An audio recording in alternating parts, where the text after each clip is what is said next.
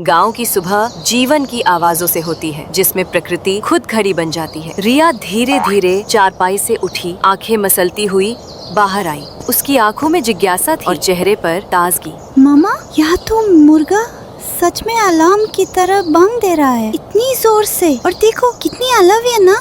हाँ बेटा, यहाँ मशीनें नहीं, प्रकृति समय बताती है। सूरज उगा नहीं कि सब काम में लग जाते हैं। यही तो असली जिंदगी है। कितनी ताज़ी हवा है मामा, मुझे तो लग रहा है जैसे मैं किसी फिल्म में हूँ। तभी पास से एक आवाज आई, गांव का एक लड़का। चलो रिया, तुम्हें हमारी नदी दिखाते हैं। सब बच्चे वहीं नहाने जाते हैं। नदी?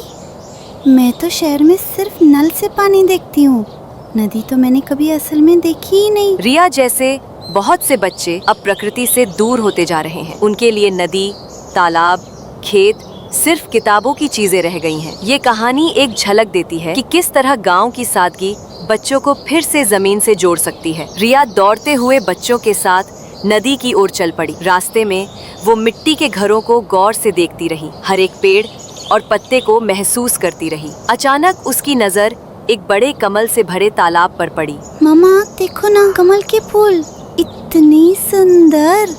क्या ये असली है? हाँ रिया, ये असली है। यहाँ हर चीज असली है।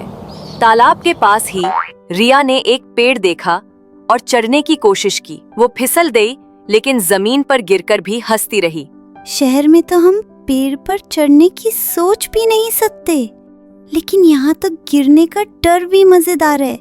रिया की आंखों से गांव की हर चीज नई थी। बैल, जिसे शहर के बच्चे सिर्फ तस्वीरों में देखते हैं, रिया के लिए आज एक जीवित अनुभव बन गया। गांव उसे वो सब सिखा रहा था जो किताबों से कभी नहीं सीखा जा सकता। गांव का वो मासूम सा लड़का जो रिया को सुबह से ही हर चीज दिखा रहा था, खुशी खुशी बोला, चलो रिया, अब तुम्हें हमारी नदी दिखाते हैं। यही पास में है, बस थोड़ी दूर पैदल चलना है। हम सब वहीं नहाते हैं रोज। सच में नहाते हो? मतलब सब लोग एक साथ? और क्या वो नदी बहुत गहरी है?